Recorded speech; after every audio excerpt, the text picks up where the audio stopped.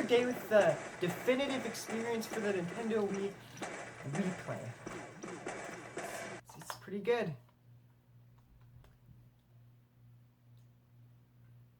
Wait a minute, it's bad?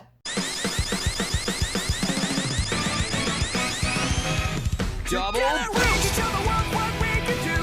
You are next to me and I'm next to you. Push me on through until the battle's won.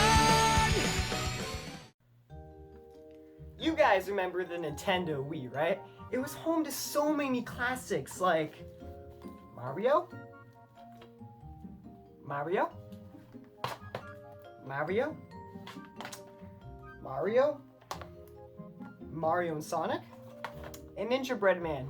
It was an amazing console that a lot of people remember fondly, including myself. I mean, who wouldn't want to shake this thing for 3 hours straight? The year was 2006. Microsoft and Sony were duking it out. Sony was all like, we got Uncharted, and Microsoft was all like, we got Halo, we got Gears of War, we got Halo, and then Nintendo was in the background like, we got a remote and Barnyard, so get on our levels. And then the Microsoft and Sony gang were like, damn, you win Nintendo here, you sold 100 million units. And that's how the generation went. It's easy to see why the Wii did so well. It targeted a more casual audience, and due to it targeting a more casual audience, it ended up becoming the 6th best-selling console of all time at 101 million units sold. That is a huge accomplishment. Compared to the Wii U, I know, like, that thing did not do well. Now, you see, I like the Wii for most of its platformers and rail shooters, you know? I'm one of those unlucky people who owns this hunk of junk and Link's crossbow training. But honestly, when it comes to games, the thing isn't very empty when it comes to games. You got so much classics, like, you got your Marios, you got Wii Sports. I like Wii Play, you can kill me if you want. We pretend Ninja Man doesn't exist, and that's basically the stuff I love. So why not talk about the games I grew up with and the stuff that made me love the Wii?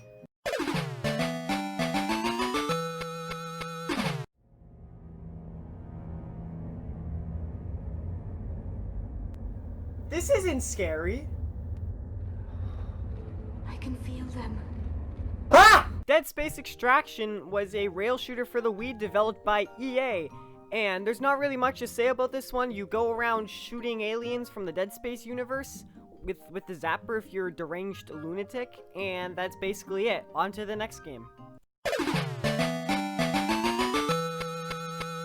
Wahoo! Wahoo! Alright, I sure do love balls, I mean, spheres. Which leads us into Mario Galaxy, possibly one of my favorite Mario 3D platformers. And it very ironically is on the Nintendo Wii. So why don't we pop this sucker in and tell you what I think about this. I have a fetish for this game! Mario Galaxy was the main series Mario game for the Nintendo Wii. And it was so good it ended up getting a sequel, which was better than the original. This game, honestly, is just great. You got your freaking levels where you run on balls, and that's like basically every level in the game. It works really well, surprisingly, and these gravity mechanics are amazing for a gimmick. It just turns out like a masterpiece to me. It's honestly one of my favorite 3D Mario games, right behind Sunshine. I know you can kill me if you want. Not much people like Sunshine. But I mean, it's pretty good, so yeah, I like it. The plot of this game is basically that Princess Peach gets kidnapped. But in space! There is more stuff that goes on in the plot, like the Star Festival and all of that, but I don't really want to go too in depth. The controls are pretty good in this game. They basically took the same kind of scheme from Sunshine and 64 and loosened it up a bit, making it control like a bit more loose just because you're in space, and also it makes it a bit more floaty. It is floaty, but it's like a good type of floaty. It's not like a bad floaty control scheme compared to most games that try it, and it works out pretty well. I don't want to go too in depth about this, so maybe sometime in the future I'll do a full-on review of it.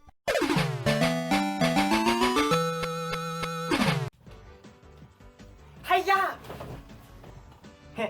Get it? Cause I'm a ginger and they call me Gingerbread Man, and acted like a ninja. That's why I'm the gingerbread man. Yeah, let's pretend I never said that. Alright, so there's a couple things I gotta say about this game. First of all, this game is an utter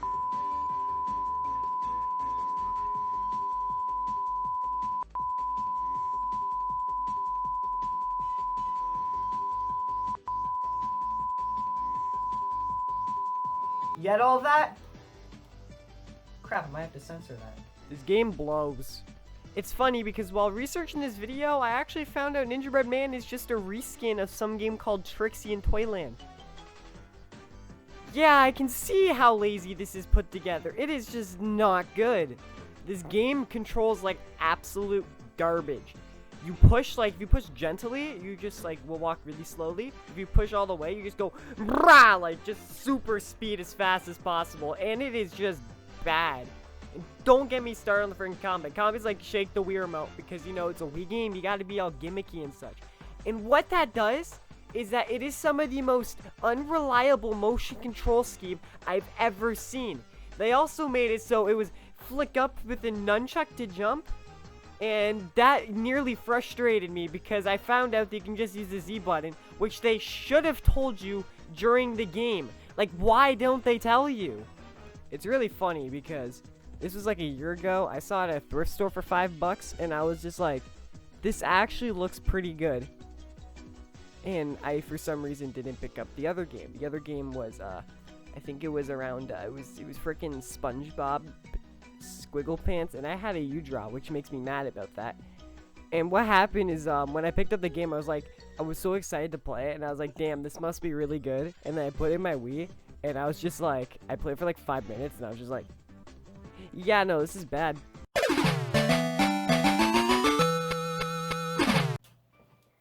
Now that we got the bad game out of the way, why don't we end this off on a high note with Sonic Colors? Holding this upside down.